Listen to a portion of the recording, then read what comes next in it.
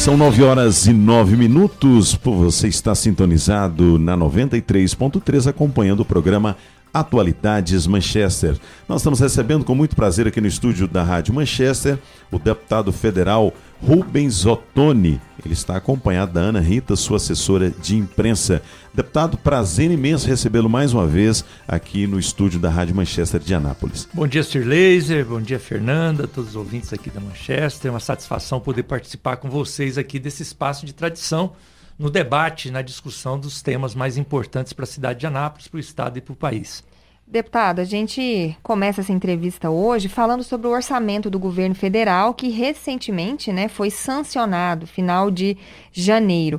Aí, para o senhor falar para a gente, pelo seu trabalho aqui na cidade, o que foi destinado das suas emendas aqui para o município? Olha, Fernanda, esse é um momento muito delicado que nós estamos vivendo no país e exige de nós realmente uma atenção particular com a questão orçamentária.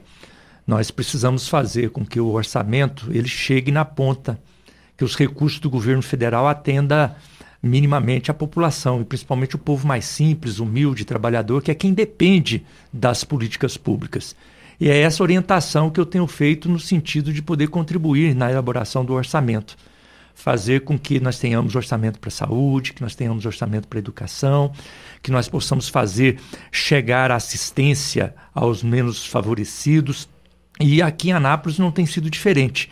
Anápolis sabe que o Rubens Ottoni nunca faltou com a cidade e todo ano nós temos recursos para a cidade. Independente se o prefeito é A, B ou C, se é do partido deste ou daquele, nós sempre ajudamos o município.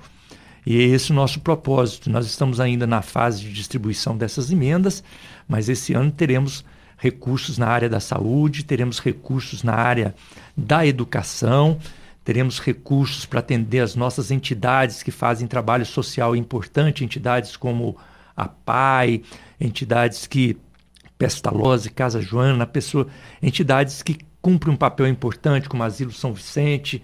Então, todos eles nós estamos aí buscando formas de atendê-los também, porque nesse momento delicado que nós estamos vivendo, é preciso que possamos dar um apoiamento necessário a essas entidades para elas poderem cumprir o seu papel. Então, mais uma vez, Anápolis será contemplada com recursos nossos. Nós estaremos, durante esse semestre, podendo trazer com muita satisfação mais recursos para atender a comunidade anapolina. O senhor já deu até uma explanada na pergunta que eu vou fazer ao senhor, deputado, mas de forma mais específica, como é que o senhor define e também a quem e para qual setor destinar uma emenda? Esse é um trabalho que a gente vai fazendo ao longo do ano, Sir Laser. Eu ando o estado de Goiás todo, visito as comunidades para conhecer a realidade e eu tenho uma estratégia de abrir um período de inscrição e de pedidos para essas emendas. Então, até o mês de agosto, nós recebemos os pedidos. Esses pedidos que chegam até o final do mês de agosto, a gente usa o mês de setembro para poder fazer uma seleção e uma checagem, porque às vezes alguns pedidos a gente às vezes não tem conhecimento, não sabe a natureza da ação. E no mês de outubro, mês de novembro, a gente está trabalhando debruçado no orçamento para tentar aprovar e colocar essas emendas. É claro que ao longo do tempo aparecem muitas reivindicações, às vezes algumas ficam de um ano para o outro, mas a gente tenta contemplar, fazer uma seleção a partir das prioridades que a gente perceba e receba da própria comunidade.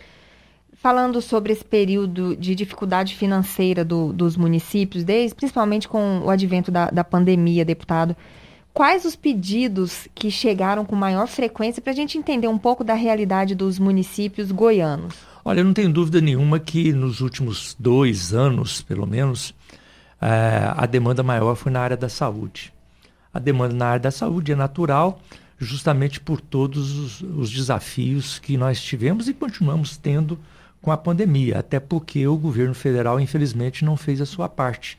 O descaso e a omissão do governo federal no trato com a pandemia deixou uma lacuna, e essa lacuna ela precisou ser preenchida com o trabalho das emendas parlamentares, que elas acabaram sendo mais intensamente procuradas para poder atender a área da saúde. Mas áreas como da agricultura familiar no interior do estado, é uma área também que é muito procurada, a área da educação, da assistência social, a questão ambiental, tudo isso sempre é uma demanda muito grande e que a gente está sempre atento para poder ajudar naquilo que está ao nosso alcance. Falando do seu trabalho na Câmara Federal Brasileira, deputado, a Câmara deve votar hoje o projeto de lei que legaliza jogos no Brasil, como cassinos, bingos e jogo do bicho.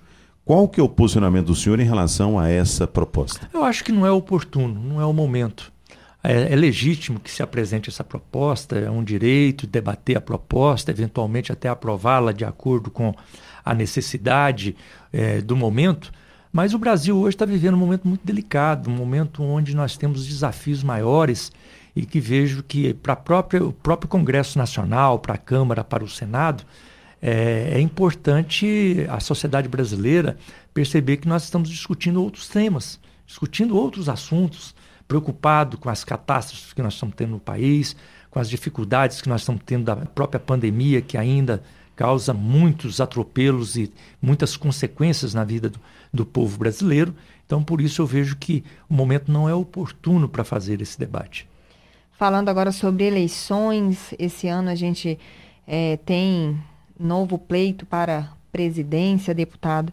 Falando do projeto do PT, que tem à frente o ex-presidente Lula. Em relação à vice, como estão as conversas com Geraldo Alckmin?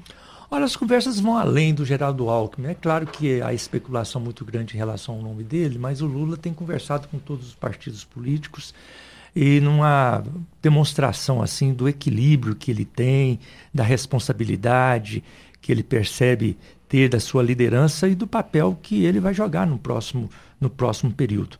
O Lula está trabalhando no sentido de dialogar com lideranças políticas de vários partidos, no sentido de ganhar apoio, mas também mais do que ganhar apoio para a eleição, também construir também a governabilidade num possível governo, caso seja vencedor no pleito eleitoral. Então isso demonstra que o Lula está bem equilibrado e tem uma visão da sociedade brasileira como um todo, percebe que ele representa por si só um segmento importante da sociedade e que na montagem de uma chapa ele tem que buscar um nome que possa complementar essa representatividade, representando outros segmentos sociais. Então, nesse debate, alguns outros nomes também estão cogitados e a tendência é que lá para abril, maio, é que haja uma definição sobre essa questão do vice. Tem uma pesquisa, deputado, apresentada ontem, uma nova pesquisa, né? Nós estamos aí diante de algumas pesquisas para o pleito eletivo deste ano para a presidência da República. E mais uma vez nessa pesquisa apresenta o ex-presidente Lula à frente com 42,2% das intenções de voto e logo na sequência tem o atual presidente Bolsonaro com 28%, está em segunda colocação. Em terceiro lugar aparece o ex-ministro Ciro Gomes, do PDT, com 6,7%, tecnicamente empatado com o ex-juiz Sérgio Moro, com 6,4%. Então, dentro dessa questão, nós temos aí os quatro primeiros, né, que está Lula com 42,2%, Bolsonaro 28%, e empatados tecnicamente Ciro Gomes e o ex-juiz Sérgio Moro. Como é que o senhor está acompanhando essas pesquisas, demonstrando aí esse índice satisfatório para o ex-presidente Lula para as eleições de 2022? Em primeiro lugar, eu tenho experiência, o Partido dos Trabalhadores também tem experiência em processo eleitoral, sabendo que não existe eleição ganha antes da apuração. Então a gente não está de salto alto. Todas as pesquisas desde maio do ano passado apontam cenários semelhantes a esse dessa pesquisa que foi divulgada ontem. Algumas delas, todas elas apontam que o Lula ganharia de todos os outros concorrentes num possível segundo turno, e algumas pesquisas, não é o caso dessa última, mas algumas pesquisas apontam até que poderia ganhar a eleição no primeiro turno. Mas isso não deixa a gente deslumbrado achando que já ganhamos a eleição. Pelo contrário, o processo ainda está em jogo e agora é claro que favorece muito. Uma pesquisa como essa demonstra que a situação brasileira mudou muito, a mentalidade do povo brasileiro mudou muito. Eu costumo dizer que a máscara caiu, a cortina se abriu e o povo percebe o que está por trás desse governo.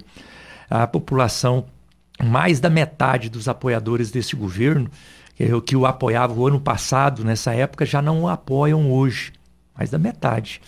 Isso tem um significado muito grande. O Lula, evidentemente, ele hoje simboliza a experiência ou a esperança do povo brasileiro pela experiência que ele teve de governo. O Lula hoje não é uma aventura, não é alguém que fala assim, se ele entrar lá, o que será que ele vai fazer? Não, ele já fez, já desenvolveu. Então a população sabe comparar, na época do Lula era assim, agora é desse jeito. Então as pessoas tiveram um outro estilo de vida. Então isso faz com que o Lula naturalmente seja esperança para grande parte da população brasileira. Agora, qual que é a nossa preocupação, Fernanda, Cirlei, é no sentido de podermos, com muita responsabilidade, com muito equilíbrio, com muita seriedade, poder ser digno da confiança do povo brasileiro.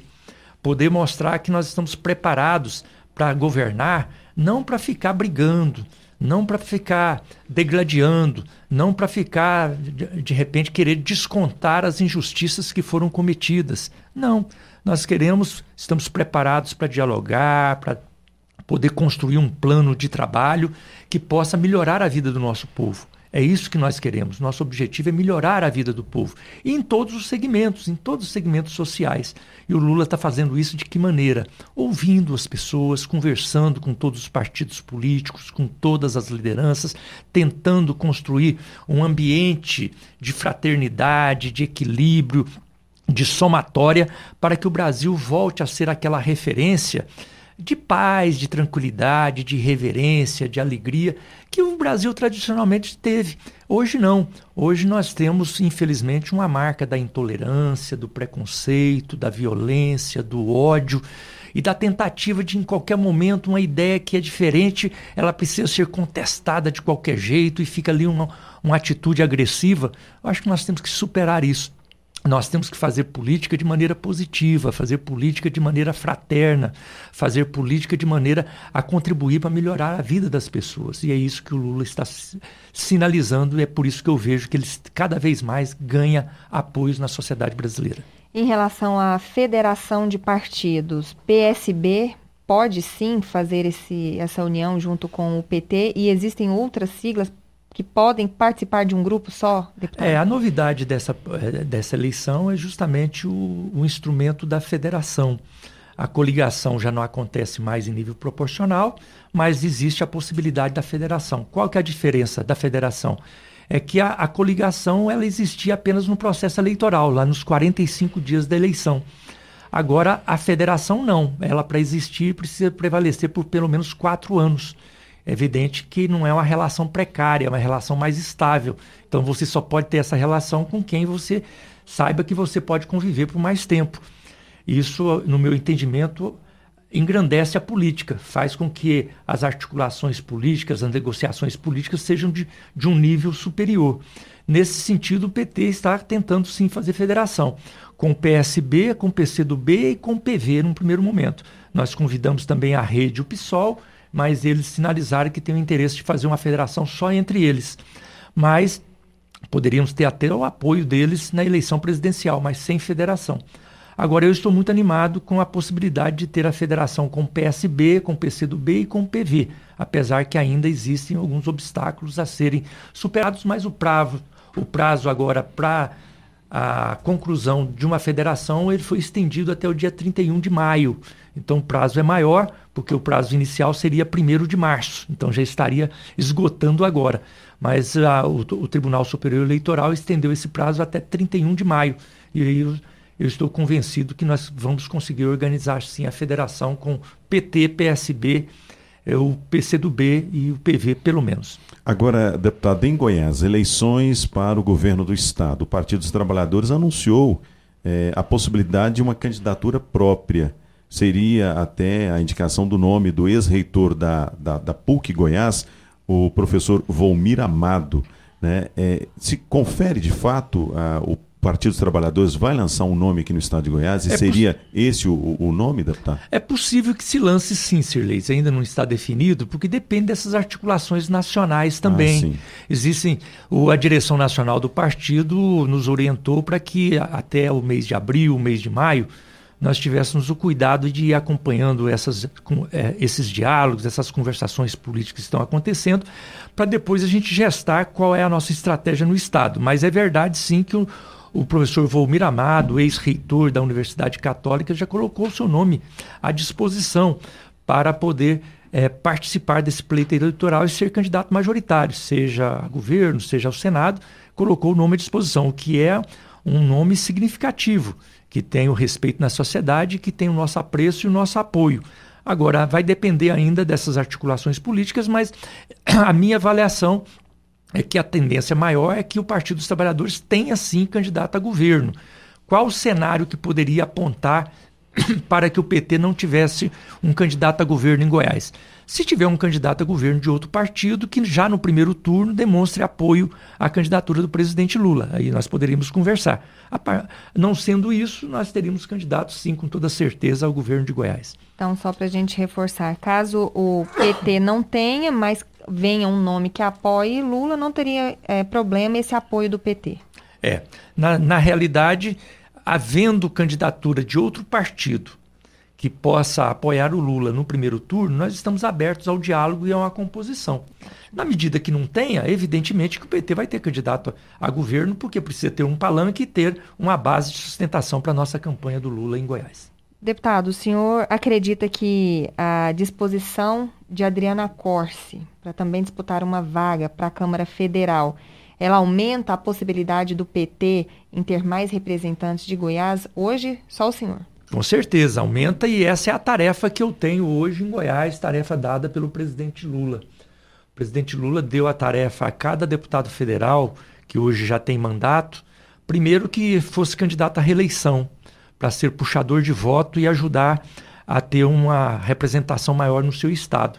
E ele deu a cada deputado que tem mandato, como no meu caso em Goiás, de pelo menos aumentar pelo menos uma vaga de representação no seu estado. Então, se aqui em Goiás nós temos hoje uma vaga de representação na Câmara Federal, o desafio é ter pelo menos 2. E eu tenho essa tarefa de montar essa chapa de deputado federal para poder garantir o aumento dessa representação. Nesse sentido, nós convidamos realmente a deputada Adriana Corsi, que é nossa deputada estadual na Assembleia, junto com o Antônio Gomide, nosso deputado de Anápolis, e ela aceitou o convite para ser candidata a deputada federal. Nós fizemos um outro convite também ao ex-reitor da Universidade Federal de Goiás, o professor Edivar Madureira, que também deve vir como candidato na nossa chapa. Se houver a federação partidária, o PSB vindo, Elias Vaz, que hoje já tem mandato, viria também para essa chapa. Então seria uma chapa robusta, uma chapa de envergadura, uma chapa que nós trabalharíamos aí para eleger pelo menos 3 deputados federais. Então esse é o nosso objetivo e é nesse sentido que nós estamos trabalhando. O senhor deputado, o senhor vai para a reeleição ou existe a possibilidade do seu nome figurar como candidato ao Senado Federal neste ano? Não, eu venho para a reeleição justamente nessa proposta do presidente Lula, do ex-presidente Lula, no sentido de os nossos deputados federais serem candidatos à reeleição para serem os puxadores de voto na chapa e incentivar outras candidaturas também. Então, o nosso propósito aqui é trabalhar com muita responsabilidade, com muito compromisso e fazer com que a nossa experiência possa servir para nós superarmos os grandes desafios que nós temos na política no próximo período. Então, queremos colocar a nossa experiência, o nosso compromisso, a nossa responsabilidade, todo o nosso trabalho a serviço da gente poder virar essa triste página da política nacional e contribuir para que o Brasil se desenvolva do ponto de vista econômico, do ponto de vista social, para dar melhor qualidade de vida para a nossa população. Aí, 9h28, nós conversamos com o deputado federal Rubens Ottoni, falando sobre seu trabalho aqui por Goiás, por Anápolis, também sobre projetos políticos pessoais e também do PT para as próximas eleições. Obrigada pela participação, deputado. Eu que agradeço a oportunidade, parabéns a vocês pelo excelente trabalho de jornalismo. Obrigado, nós conversamos com o deputado federal Rubens Ottoni, a gente vai para um rápido intervalo comercial, na sequência mais informações aqui no Atualidades Manchester.